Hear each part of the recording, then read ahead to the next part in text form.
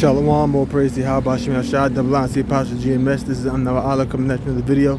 And I want to continue the lesson on Simeon and Levi being not die united. But I want to go into the historical background of the nations that colonized them. Because not only Simeon and Levi wasn't united, but the nations that conquered them had a history of not being united as well. France and the Spanish. So let's go. This is Social Studies for Kids. It says the Franco-Spanish War, 17th century fight for supremacy. France and Spain fought a number of wars against each other through the centuries. One of the most pivotal was known as the Franco-Spanish War and occurred in the 17th century against the backdrop of the continent-wide conflict known as the 30 Years' War. Spain and the Netherlands were fighting the 80-Year War, which began in 1568 when the Spanish monarch was Philip II. The two sides fought each other to a standstill and had signed a truce, which was to expire in 1621. The 30 Years' War began in 1618, soon enveloped most of Europe, fighting on opposite sides with Catholic Spain and a collection of Protestant Dutch provinces known as the Dutch Republic. The Spanish monarch by this time was Philip IV.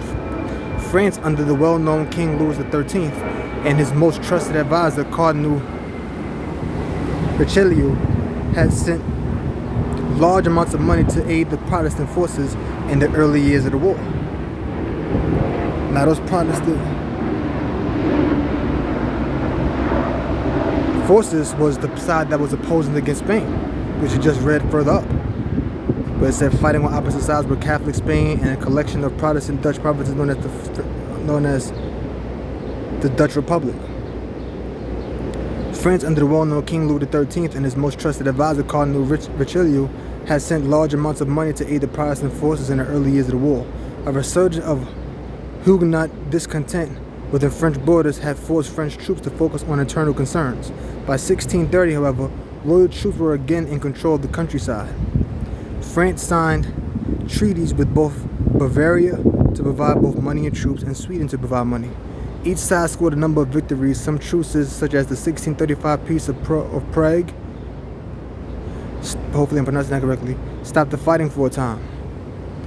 The fighting was back on in that same year as France sent troops to the front. King and Cardinal were Catholic, but sided with the Protestants in order to oppose Ferdinand II. Okay?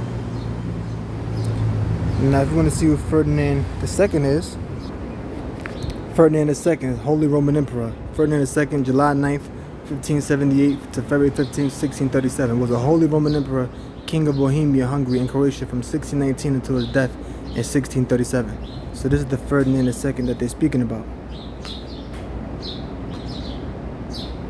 Let's go back.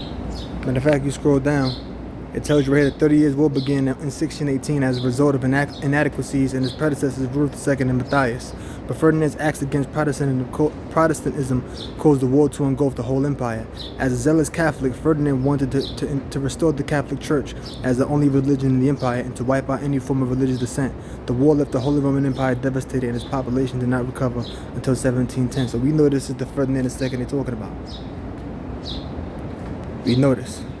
And he said he was a zealous Catholic and he had acts against Protestantism, right? When you click on the word acts, it says anti-Protestantism is bias, hatred, or distrust against some or all the branches of Protestantism and or its followers. See that? And see right here it says Luther as the devil's bagpipes.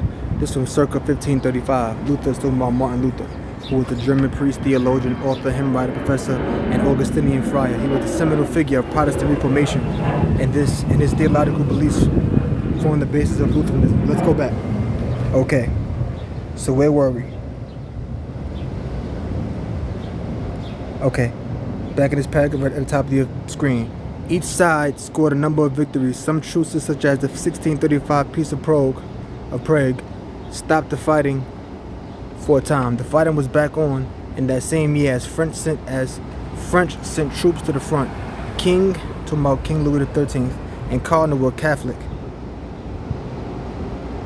but sided with the Protestants in order to oppose Ferdinand II. Remember, Ferdinand II was anti-Protestant.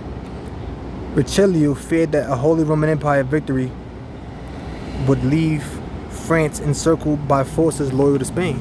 So if the Holy Roman Empire had won during that time period of Ferdinand II, they thought that they would be surrounded by France, by forces loyal to Spain.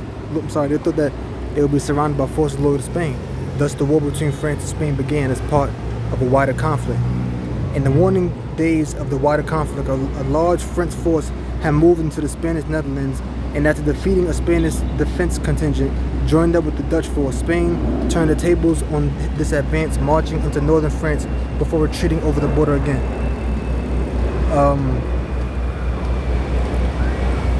Let me see.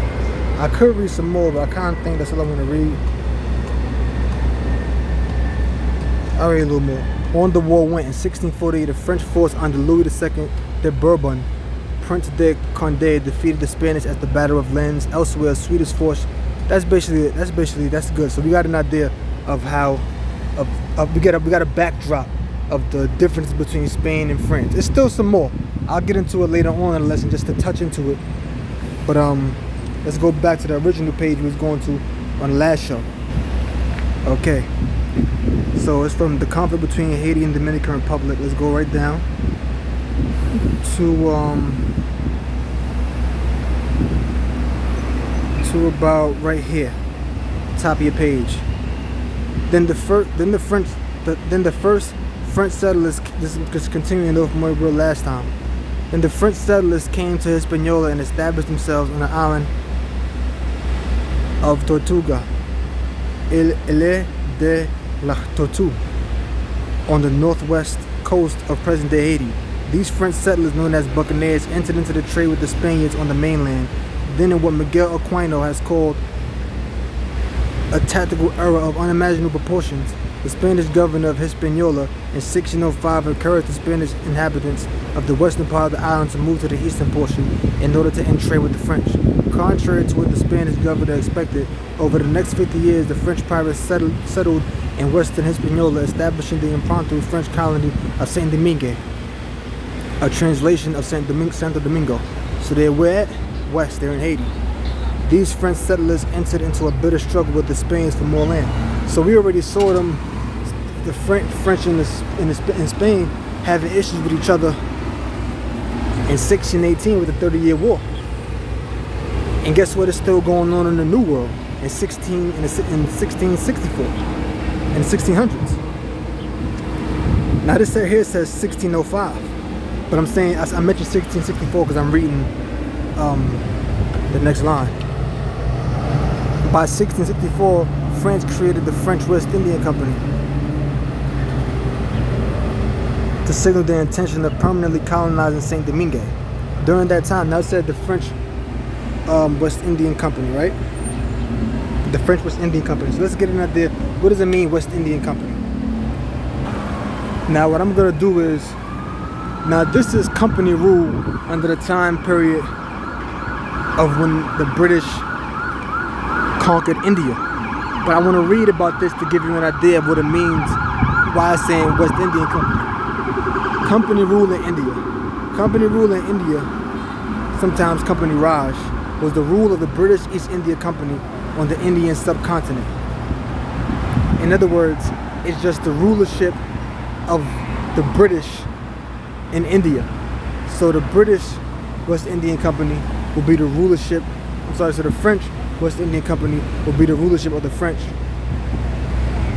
over this colony in where? Haiti. That's what it'll be. And basically what this company is used to do, it's going to basically handle the issues that France wanted to handle in this new land, in this new country. In other words, it's like the French government ruling in another land. Alright? That's all it really is. It's the French government ruling in another land. Alright? Think of it like an ancient province, like Persia or Greece, ruling different countries, and they set up governors in those lands. And those governors in those lands act as if it's a part of Greece or Persia. They're acting on their rules and their regulations. So that's basically what it means. Alright? And once again, all I go to the scripture, Genesis 49:6. O my soul, come not thou into their secret, unto their assembly mine honor. Be not thou united, for in the anger they slew a man, and in their self-will they dig down the wall.